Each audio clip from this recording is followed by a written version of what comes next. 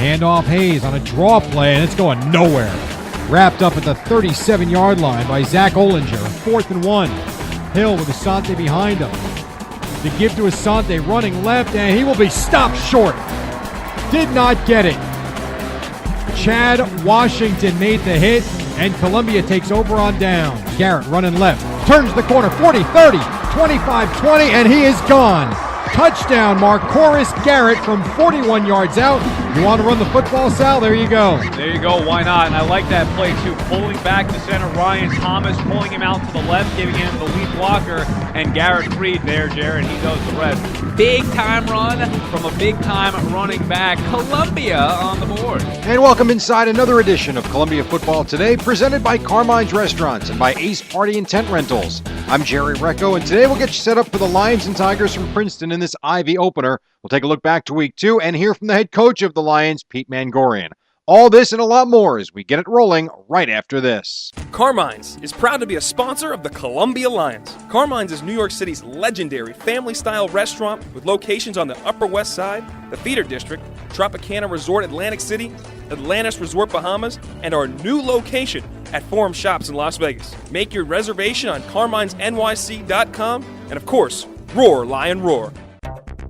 Interested in renting a tent or party equipment for a special event? Then Ace Party and Tent Rental is the place for you. As the largest full-service event rental company in the metropolitan area, Ace has everything you need. With over 30 years' experience, our staff is eager to meet all of your special requirements. Ace sets the standard for event service in the New York City area and is a fan of the Columbia Lions. For more information, please call 718-445-2600 or visit their website at acepartyrental.com. We look forward to hearing from you.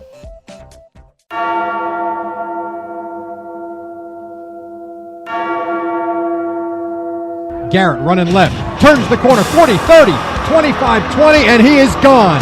Touchdown, Marcoris Garrett from 41 yards out.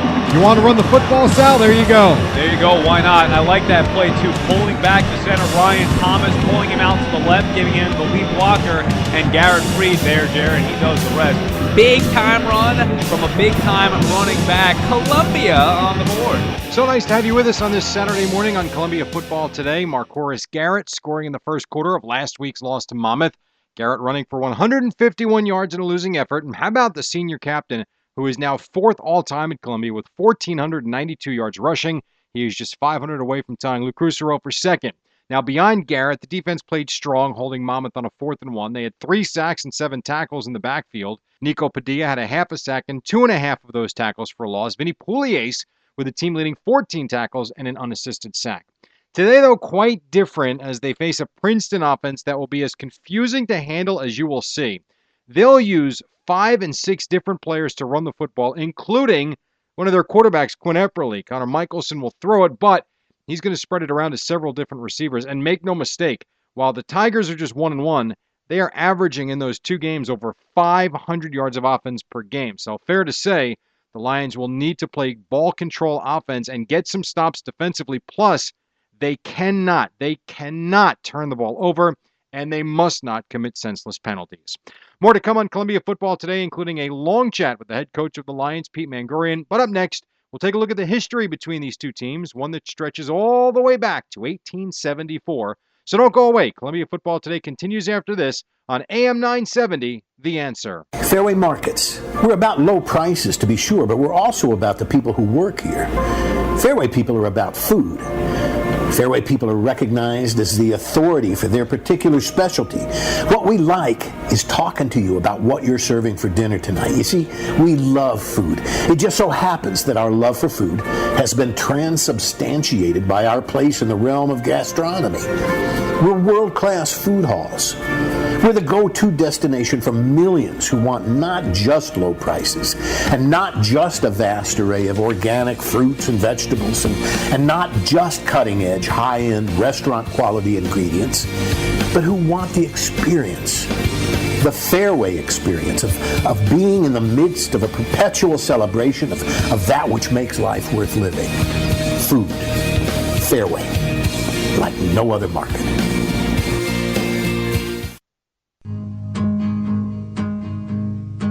Welcome back to Columbia Football Today. I'm Jerry Recco as we get you ready for today's Ivy opener as Columbia plays at Princeton. And this series is one that dates back almost 140 years. Along the way, the Tigers have gotten the better of the Lions. However, there are some dates that stand out on Columbia's side. Take, for instance, the game in 1967 when Bill Wazovich set a school record with 214 yards receiving, a record that still stands today.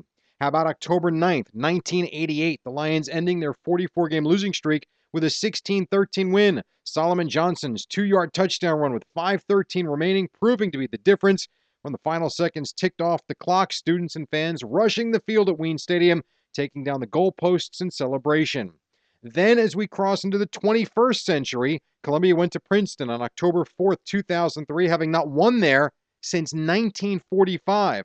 The Lions were down 20-0. You figured that streak was going to continue, but they fought their way back, took a 27-20 lead. All good, just have to close it out, right? Well, wrong. When you haven't won somewhere since 1945, nothing's ever going to come easy. Princeton actually tied the game with 26 seconds remaining in the fourth quarter on a Brandon Benson 1-yard touchdown run. But Columbia answered, and they answered in the grandest of fashion when Wade Fletcher hauled in a 49-yard Hail Mary pass from Jeff Otis with no time on the clock, thereby giving the Lions a stunning 33-27 win. Even closer to the present day, we bring you to October 3rd, 2009. It was the 1-1 Lions on the road at 1-1 Princeton. And midway through the first quarter, M.A. Olawale got the light blue on the board. Olawale keeps it, ducks his head, dives in, touchdown. Touchdown Columbia, 6:22 to play in the first quarter.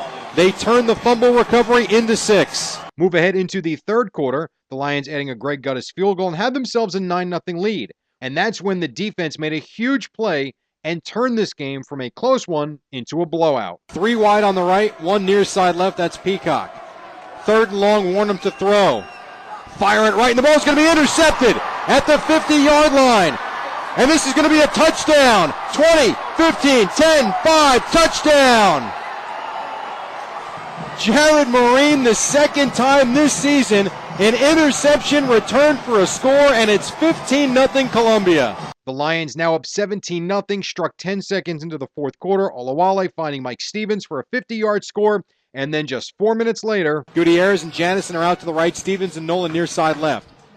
Ball in the left hash, Olawale straight back to throw. Again, they pick up the blitz. He fire it left, Austin Nolan makes the catch, 25-20, and then he stays on his feet, gets away from the defender, 10-5, jumps into the end zone for a touchdown! Tack on a Leon Ivory 1-yard run with 2:20 left, and the Lions had smashed the Tigers 38-0, stunning the Princeton faithful. Austin Nolan, 7 catches that day for 93 yards, including his 27-yard touchdown catch. Then in 2010, the Lions were trying to beat the Tigers in consecutive seasons, but things got out to a shaky start. Matt Zimmerman opened the scoring with a 4-yard touchdown run in the second quarter.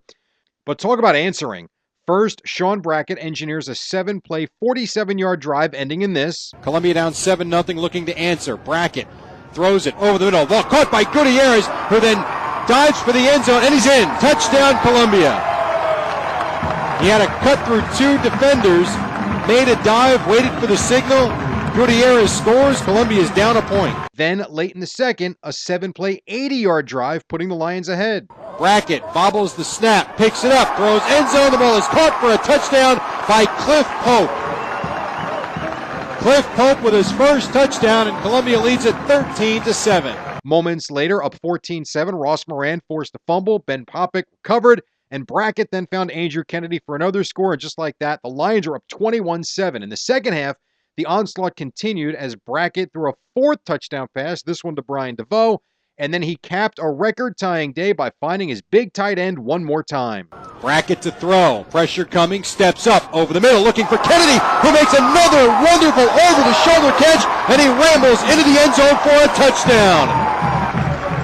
And Columbia has put up 41 points, second touchdown of the day for Andrew Kennedy, and they lead it 41-14. It's amazing, Judd. That play was a thing of beauty. Excellent blocking there from the running backs, from the offensive line. Had Kennedy open down the middle. Kennedy makes a great, like you said, over-the-shoulder catch, and then took a couple of tacklers with him into the end zone for the touchdown. Brackett tying Paul Governale in 1942 and John Witkowski in 1982 as the only Columbia quarterbacks with 5 touchdown games. the Lions beating the Tigers in back-to-back years for the first time ever, and their 528 yards of total offense that day, just 20 shy of their school record. So yeah, some pretty cool, memorable days when these two clubs get together. Last season at Wayne Stadium, not one of them though, the Tigers winning 33-7.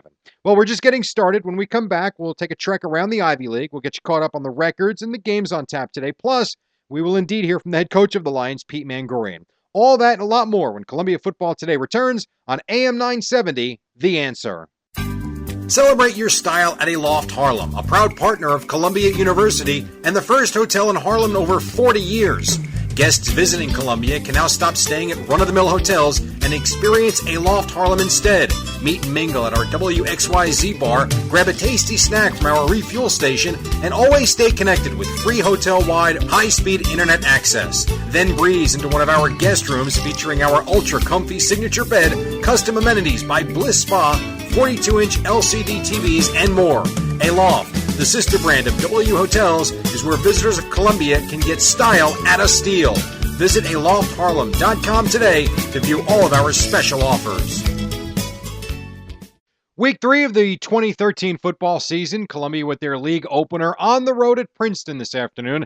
Welcome back inside Columbia Football Today. Last week around the league, the game of the day was supposed to be at Harvard Stadium, with the Crimson hosting Brown on NBC Sports Network. I settled in, was excited to watch it, but quite frankly, Harvard clobbered the Bears 41-23.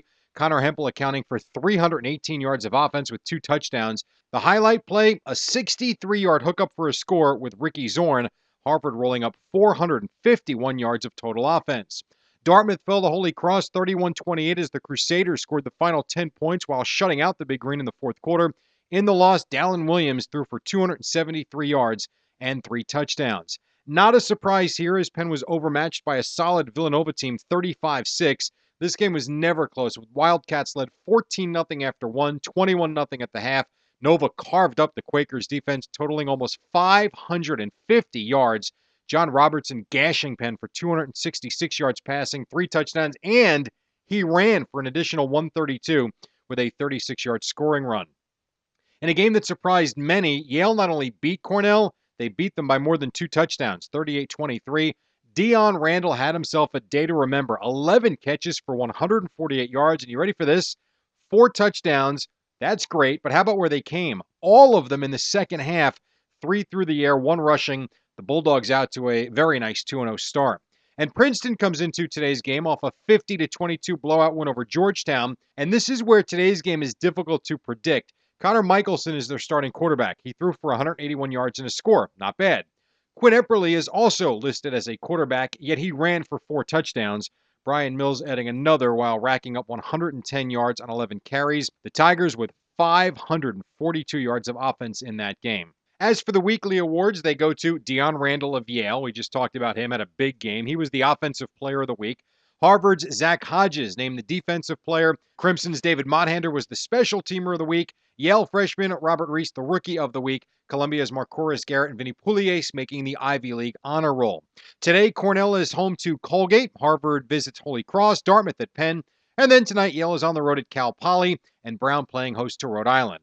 Also from the league, want to congratulate Columbia linebacker Zach Olinger, Brown defensive lineman Michael Ewells, Yale defensive end Bo Palin, Cornell quarterback Jeff Matthews, Dartmouth linebacker Michael Runger, and Harvard tight end Cameron Brate.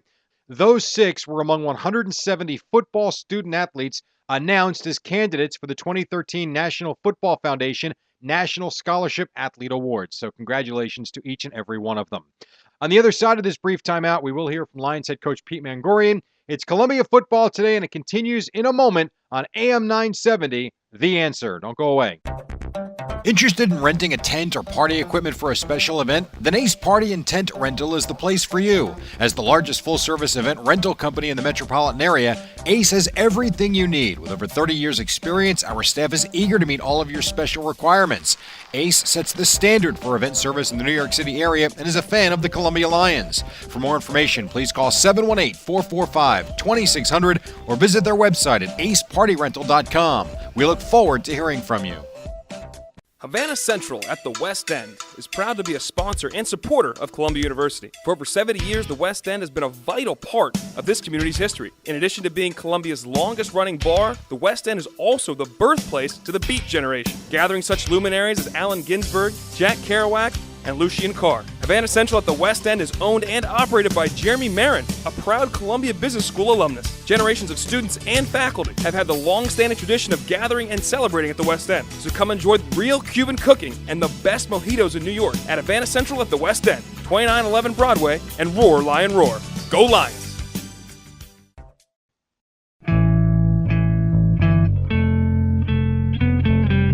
Welcome back to Columbia Football Today on AM 970. The Answer this afternoon, Columbia with their Ivy League opener on the road at Princeton.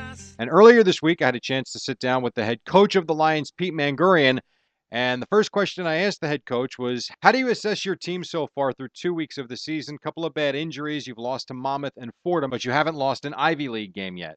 Well, we're not happy with our consistency on offense. I mean, that's our biggest concern is sometimes you see a play and it's exactly the way it's drawn up and the way you want to execute it, and then the next play you can't even recognize what it is, and those are the things that destroy you. If you don't have any continuity, then you really have no chance to put drives together. I think we lost some of our big play ability throwing the ball when Nottingham went down, and now we have to become more of a team that puts a series of plays together and create some drives, and we have to have consistency to do that. You can't make up for mistakes with one big play or one big throw. Garrett's played very well. The run blocking has been adequate. It hasn't been great. He's made a lot of things happen, but I'd say we're further along in that area than we are in the pass protection. And the pass protection and the sacks are a result of holding on to the ball, not getting open, and not being coordinated up front, and not necessarily not in that order. I mean, there are a lot of times when there are guys open and we don't let it go, and there's a lot of times when we don't let it go because nobody's open, and then obviously there's times when the protection breaks down. But it's really been a series of all three of those things, and as you know, I've been through these kind of things before, these kind of slumps, and it's never one guy. It's one guy here and one guy there, but if you're not consistent, you really can't string things together. And when you can't convert on third down, that just changes the whole game in a lot of areas. Your defense is out on the field too long. I thought our kicking game it made a huge jump between week 1 and week 2. I thought we were gave ourselves a chance to win in week 2 with defense and the kicking game. We just didn't perform offensively with any consistency, so it didn't work. So that's what we're working for. We're working for consistency. Throw the ball where it's supposed to be, catch it when it's thrown to you, too many drops. The penalties are problematic, and I don't know how you coach, I don't know, we certainly don't coach them to jump off sides. That's just something you have to learn. You have to concentrate and lock in and not be distracted. And we've had enough of those little things happen to us, but it's really been the inconsistency in performance and things that in a game situation we're not executing like we are in practice. And I know you don't want anybody making excuses for you, and I won't, but that having been said, with all you just said, when you work through a summer with one starting quarterback, and I know Trevor obviously did a lot of work too, but now he's got to kind of get used to things at game speed too. I mean, how much more work does it put on the coaching staff to adjust on the fly? Well, it does to a certain extent, but not really. The system is really built to change and move with people. It's really it's not rigid at all, and it requires conceptual knowledge that you can do. But there are little things that you just have to do to make things happen. I mean, you can't get on the edge of people in protection. I mean, we're obviously, I don't think we handled. I don't think the losing the quarterback was the big thing. I think it's just we're not hardened enough. We're not hardened enough as a team to not be affected by things that from the outside look traumatic, but from a football perspective happen all the time. I mean, you can't let it get you down. You can't change things. This is the way things go. You run the same route, but now the wide receiver doesn't think the protection's good enough, so he runs his route a little bit shorter, and then the quarterback doesn't drop as deep. And then all of a sudden your precision in your offense is just disintegrated, and it turns into recess. And we've had enough of that around here, and the answer has always been, let the quarterback just run with the ball. But that's not how we're built. And we've got to be precise. Our guys have to be disciplined and do what they're supposed to do, and that's the route running. That's the reads of the quarterback, release the ball on time, and protect. And I said this before. I think it's a mistake to start adjusting things that you haven't done right. If we do them right and they don't work, then we'll adjust them. But until you execute, and believe me, these aren't things that we've never done. I mean, we've done them in practice, hundreds of times. Right. We get in the game and we don't execute, and the competition has something to do with that, but our competitive juice has something to do with that too, and our physical toughness and the things that go along with, and the mental toughness with the ups and downs of a game. I think we're a little all over the chart. You score after the second play last week, and all of a sudden you don't come out and do anything after that, or you're on a last drive of the game, and it's 4th and 16, and you execute an absolutely perfect play on 4th and 16. The next play on 1st and 10, you just don't do anything right. Well, what is that? Where does that come from? And my theory is it comes from when the pressure's really on and you really concentrate, you can do it. But I don't think we react to really playing well, Garrett's big run, and all of a sudden everything's great. Everything's not great. The game just started and you scored. Let's go do it again. So I think there's a collective mentality that needs to develop, and that's based on fact. It's not based on, halftime speeches or anything. And I think that's what we're working on as a team. And I think the players are working as hard as they can possibly work at it. Obviously, the coaches are working as hard as they can possibly work at it. And I'll be very disappointed if there isn't a tremendous amount of improvement in that area, but it's going to rear its ugly head again. And that's winning. That's a winning program. That's what winning programs have to have. And unfortunately, we haven't been a winning program, but we're going to be. And that can start, obviously, today when you take on Princeton, the Ivy League schedule. And this is really where it all begins. Now, talk to me, and then I'll let you go. Talk to me about this two-headed monster they have at quarterback between Epperly, who loves to run the ball, and Michelson's a throwing quarterback. How hard is it to scheme against these two guys? Well, I think here's the thing. You can either, it's one of those, you've heard people, see everything, see nothing. You hear Saban talk about that all the time, and a lot of coaches I've been around have said that. See, if you try to see everything, you see nothing. If you try to defend everything, you defend nothing. They have formations, they have people in spots, there are 11 guys on the field, and you have to, if you get caught up in all the things that they do, then you're behind the whole time. You're reacting. And you can't do that defensively. You can't react. You have to anticipate what's coming, and you've got to play your defense. So you can try to get as complicated as they are with everything, which plays right into their hands, or you can try to simplify the package and look through it through a little different prism, and try. If you try to match everything they do, they put 3 quarterbacks in the game sometimes. Heck, how do you match that? We didn't even have a personnel number for that. Right.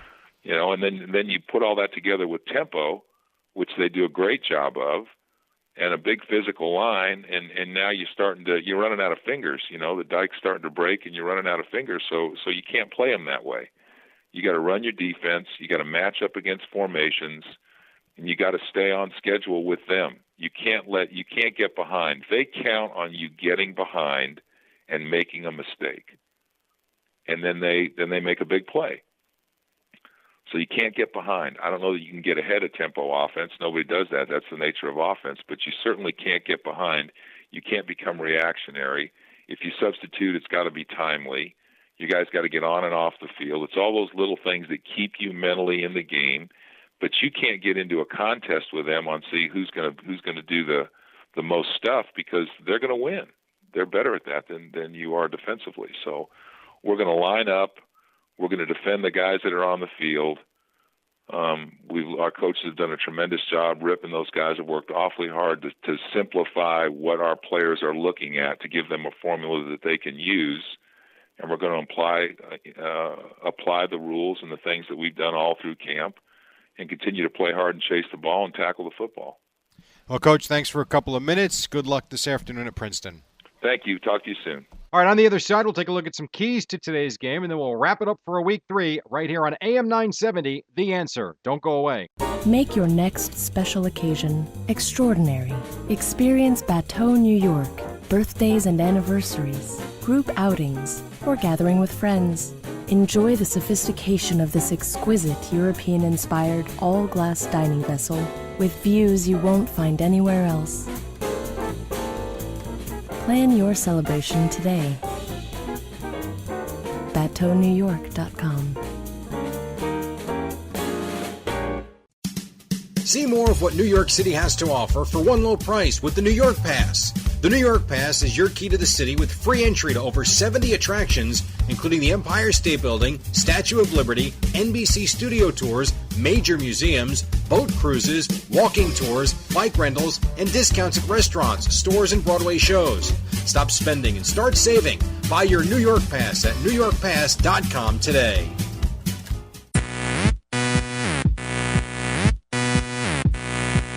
Welcome back to Columbia Football Today, as this afternoon Columbia is on the road at Princeton in the Ivy League opener. Next week, the Lions will return home to Lawrence A. Ween Stadium to take on the Lehigh Mountain Hawks. Great seats are still available. Tickets to all future Lions home games this season against Lehigh, Penn, Harvard, and Brown can be purchased online at GoColumbiaLions.com/tickets or by calling 888-LIONS-11. And season tickets for Columbia men and women's basketball are still available. Act today to get the best seats for all the action in Levy and Gym. But today, Columbia opens the Ivy League season at Princeton, the oldest football rival, at 1 p.m. at Princeton Stadium. Listen to the action with myself and Sal Licata live on the new Ivy League Digital Network. Visit ivyleaguedigitalnetwork.com/Columbia. Live video coverage of the game is also available online at ESPN3.com. Check with your internet provider for more details. Now, if you haven't already, don't forget to act now to take advantage of the special 20% discount offer that expires on October 6th. To purchase a subscription to the Ivy League Digital Network, use promo code Columbia Alumni, one word, to get 20% off annual and 4-month subscriptions. Visit ivyleaguedigitalnetwork.com/packages for more details. And follow us on Facebook at facebook.com/Columbia Football and Twitter at Columbia Lions FB and at Go Columbia Lions. We'll take a quick break. When we come back, some final thoughts and keys to the game as we get set for the Lions and the Tigers. It's Columbia Football Today, and we're coming right back on AM 970, The Answer. Carmine's is proud to be a sponsor of the Columbia Lions. Carmine's is New York City's legendary family-style restaurant with locations on the Upper West Side, the Theater District, Tropicana Resort Atlantic City, Atlantis Resort Bahamas, and our new location at Forum Shops in Las Vegas. Make your reservation on carminesnyc.com, and of course, roar, Lion, roar. Well, wrapping things up here on Columbia Football Today, Jerry Recco with you, reminding you that you can catch the game on the Ivy League Digital Network today at 12:45. Sal Licata and myself will join you for all the play-by-play action. Columbia and their Ivy League opener on the road at Princeton. And just a couple of thoughts here before we wrap things up and say goodbye for another week here on AM 970. Columbia is 0-2, but as discussed with head coach Pete Mangurian earlier, the season starts today. I mean, we can say whatever we want about the first 2 games against Fordham and against Monmouth. And as even Coach Mangurian said earlier, they're not happy with where they are. No team's going to be happy starting a season at 0-2. But that having been said, you know, really all that matters are these 7 conference games, and it begins today. It begins with Columbia's defense and that defensive front that we have spoken so much about, getting pressure and trying to handle this, what I really believe is a complicated Princeton offense. And for the Columbia offense, they have got to put together sustainable drives that are going to take time off the clock and kind of leave this high-powered Princeton offense on the sideline. You know, last week, you saw the brilliance of Marcoris Garrett early on, a couple of big runs, and in a blink, Columbia had themselves a touchdown. But even as Mangurian pointed out earlier, what happens in the next series or the next 2 series, the next 3 series, it's not good enough to just do it once. You've got to do it over and over and over again. And if you're not going to strike quickly, you at least have to take time off the board and give your defense a chance. Well, that'll do it for me as another week of Columbia Football Today comes to an end. My thanks, as always, to Dr. M. Diane Murphy, Alex Oberweger, Barry Newberger, Darlene Camacho, and, of course, the head coach of the Lions, Pete Mangurian. Again, Sal Licata and myself will join you at 12:45 on the Ivy League Digital Network, Columbia at Princeton, and we'll see you next week on AM 970, The Answer. Adios.